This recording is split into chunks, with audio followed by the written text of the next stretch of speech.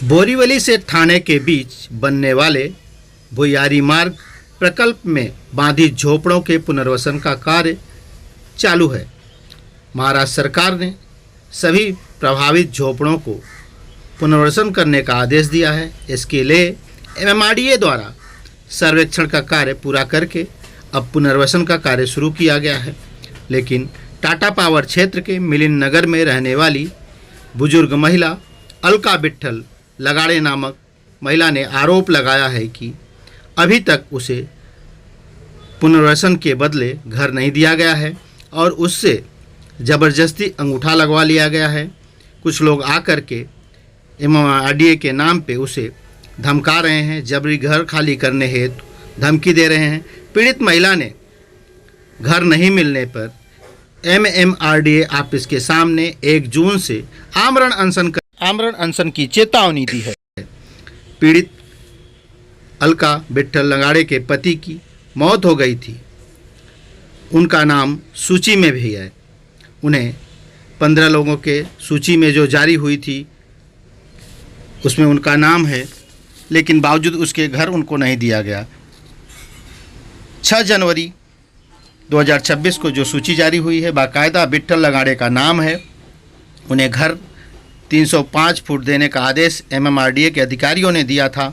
बावजूद इसके उन्हें घर नहीं दिया गया क्योंकि उन्होंने 4 लाख की रिश्वत नहीं दी, जिसके कारण उन्हें घर नहीं मिला। ऐसा सनसनीखेज आरोप अलका विट्ठल लगाड़े की बेटी ने लगाया है। उनका कहना है कि 305 स्क्वायर फीट का घर नए बिल्डिंग में देने के बदले 4 लाख की रिश्वत उनसे मांगी गई। जब उन्होंने 4 लाख की रिश्वत नहीं दी तो उन्हें नई बिल्डिंग में घर न दे करके अब उन्हें पुरानी बिल्डिंग में घर लेने हेतु जबरदस्ती दबाव डाला जा रहा है। अलका विट्ठल लगाडे काय प्रकरण आहे? तुमचा रूम भेटत नाही आहे एमएमआरडीए कडून, तुम्हाला आत्मदाहाचं निवेदन दिलेलं आहे, काय आहे त्याच्याबद्दल? आमचं 15 लोकांमध्ये नाव आलेलं होतं, पण ते लोक बोलतायत की तुमचं नाव नाही, म्हणजे तुम्हाला चावी नाही देणार आम्ही, कारण की तिथे त्यांना दिलेलं आहे आणि आता तिथे जागा नाहीये, रूम म्हणजे रूम नाहीये तिथे बोलतायत। पण तुमचं नाव जो आहे 15 लोकांच्या लिस्ट मध्ये आहे, कसा नाही भेटत आहे तुम्हाला? कसा नाही दिला? ते पैसे मागत होते 4 लाख रुपये। कोण मागत ते नाव? तिथले अधिकारी। तर तुम्ही पैसे नाही दिला म्हणून तुम्हाला रूम तिथे दिले नाही, शिफ्टिंग नाही झाली? हा, ते बोलतात पैसे म्हणजे एवढे पैसे दिले ना तरच मिळणार, त्या पैशामुळे आम्हाला बोलतात की नाही देणार तुम्हाला तिथे, आता तिथे जागाच नाहीये, रूमच संपलेत। तुमच्या मम्मीचे काय नाव? अलका विट्ठल लगाडे। हे रूम तुमच्या मम्मीच्या नावावर आहे? कोणाच्या नावावर? पप्पाच्या नाव, वडिलाच्या नावावर होतं, पण ते आता आईच्या म्हणजे ते वारलेत, पप्पाचं निधन झालं तुमचं? निधन झालं।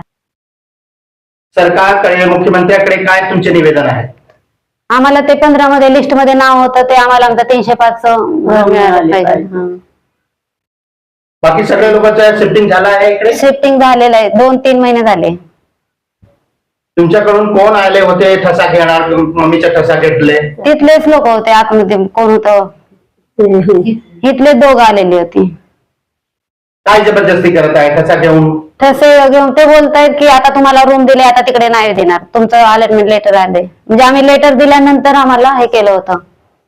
अलॉटमेंट लेटर तुम्हाला दिले आहे का? हा, अगोदर आम्ही लेटर पाठवलं त्यांना की आम्ही आम्हाला नको आहे ते, आम्हाला ते आमचं 15 मध्ये आलेलं नाव तिथेच घर पाहिजे होतं। त्यांना सांगितलं आम्हाला पापड तिथे लाटण्यासाठी जवळ आहे आईला, म्हणजे तिथे जाण्यासाठी पापड कंपनी पण जवळ आहे ना, म्हणून तीच बिल्डिंग पाहिजे होती असं बोलत होते। तिथे नाव पण आलेलं होतं। 305चं घर आम्हाला पाहिजे होतं ना, ते साई मंदिरच्या इथलं, तर ते बोलतायत की तुम्ही जुनी बिल्डिंग आहे देवीपाड्यामधली, नाही तर मग तुमचा पसारा बाहेर काढतील आणि तिथे म्हणजे ठसे घेतले आमचे आणि बोलतायत की तुम्हाला जुनी बिल्डिंग यायला, नाही तर घराच्या बाहेर पसारा काढणार, बाहेर काढणार, तुम्हाला पोलीस येतील। हे कोण बोलत आहे? कोण धमकी देत आहे? इथलीच म्हणजे मुलं आलेली होती त्या एमएमआरडी मधले, तेच सांगत होते तशी की बाहेर काढणार, आणि मग आईचे अंगठ्याचे ठसे घेतले आणि परत अलॉटमेंट लेटर पण घेताना आई पण नव्हती।